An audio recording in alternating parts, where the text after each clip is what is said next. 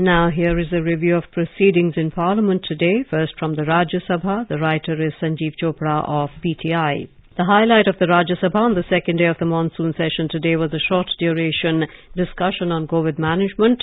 Replying to the 4-hour debate, Health Minister Mansukh Mandavia listed out various measures taken by the government to prevent a possible third wave of coronavirus.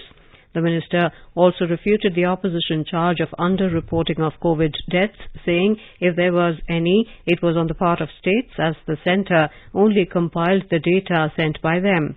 As many as 26 members from 21 parties participated in the discussion. The Rajya Sabha resumed normal functioning after a day and a half of disruptions caused by opposition members protesting on various issues, including the farmers' protests and Pegasus spyware issue. It was after the second adjournment at noon that Rajya Sabha Chairman M. Venkaiah Naidu called a meeting with opposition leaders and the government, and all agreed to start the discussion on COVID management. The Health Minister in his almost hour-long reply said India had vaccinated over 31 crore people so far and had administered more vaccines than any other country. He also said several Indian companies are increasing their production of COVID-19 vaccines, and the country may become the first in the world to develop a DNA-based vaccine. He said the technology transfer of vaccines has started and several companies will begin production in the country in the coming days that will help reduce vaccine shortage. He cited the example of Cadila, which has completed a third phase trial for DNA vaccine and has applied for emergency use authorization before the DGCI. When this comes into the market, India will be the only country where scientists have developed a DNA vaccine, Mandavia said. He said the country has started getting 11 to 12 crore vaccine doses from Serum Institute per month, and Bharat Biotech will supply 3.5 crore doses of its COVID vaccine in August. The minister said that Biological E is running the third phase of its vaccine, and they are expected to come in the market by September-October with 7.5 crore doses per month. Zydus Cadila and Bharat Biotech have started trials on children, and we expect their trial to be successful, he said, adding that we need to trust our scientists and indigenous companies. On the charge of suppression of COVID deaths, the minister said the registration of COVID deaths was done by states, and the central government has never asked any state to record less deaths or cases. The health minister told the members that the government has never done politics over the pandemic and urged members not to do so too. On states complaining of vaccine shortage, he also told the House that states have been given vaccine availability projections 15 days in advance, and it is their responsibility to plan inoculations accordingly. He said as many as 316 oxygen plants out of 1,573 have been commissioned, and the rest will start by August end. Mandavia said it was not appropriate to say that the third wave of COVID-19 will hit children more. He said Zydus Cadila and Bharat Biotech are conducting trials of COVID vaccines on children and hoped for their success. Initiating the discussion, Leader of Opposition Mallikarjun Kharge alleged the government's COVID death toll figures were false and conservative. Congress leader Mr. Kharge alleged that the government failed to tackle the pandemic and made former Health Minister Harshvardhan a scapegoat for what he termed as mismanagement of the crisis. He said the Congress is ready to cooperate with the government in a crisis of this nature and save the people from suffering, he said, noting that the PM has not yet responded to 3 letters written by the party with various suggestions to address the pandemic. Kharge's remarks drew angry protest from the Treasury benches. Congress leader Anand Sharma told them to patiently listen to what was being said and allow the debate to take place. He said a serious topic is being discussed and the ruling party should listen patiently. Kharge said the death toll was definitely higher than the government's estimates. He said the imposition of sudden lockdown hit lakhs of migrants and adversely impacted the economy and created unemployment. He also pointed to the shortage of beds, ventilators and oxygen and said the government is claiming that it successfully managed the situation.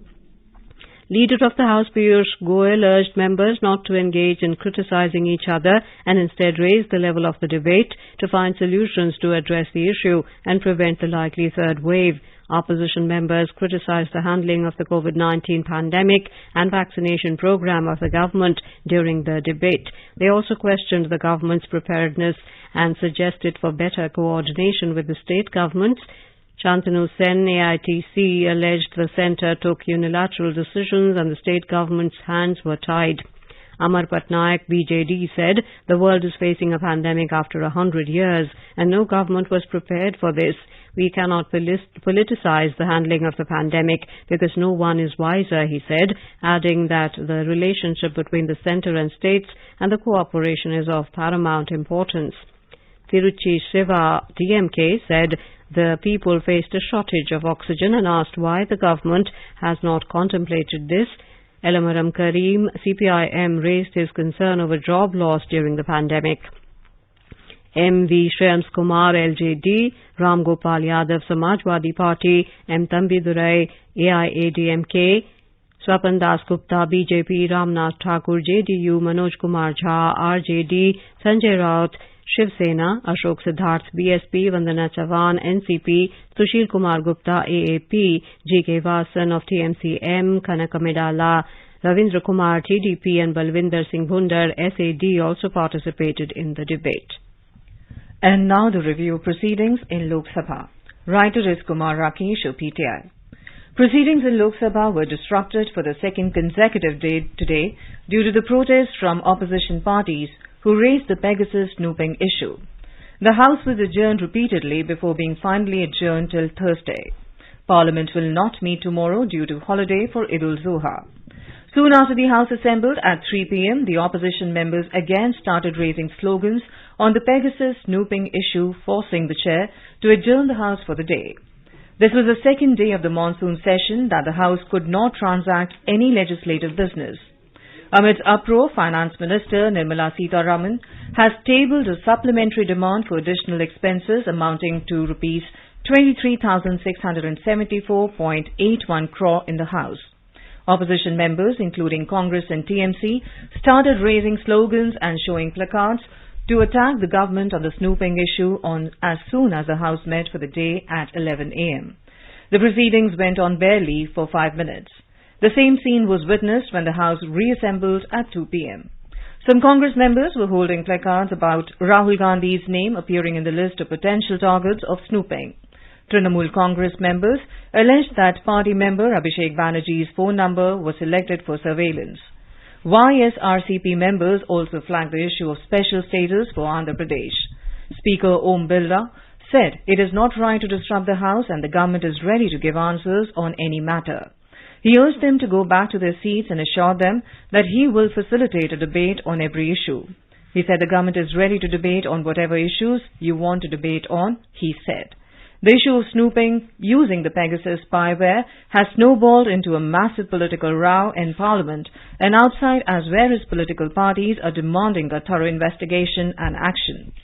The government had on Monday categorically rejected in Lok Sabha the allegations of snooping on politicians, journalists and others using Pegasus software, asserting that illegal surveillance was not possible with checks and balances in the country's laws and alleged that attempts were being made to malign Indian democracy. IT Minister Ashwini Vaishnaw, in a suo motu statement in the lower house, said the media reports on alleged snooping published today before the start of the monsoon session of Parliament cannot be a coincidence and stress that there is no substance behind the sensationalism. That's all in the Parliament Review.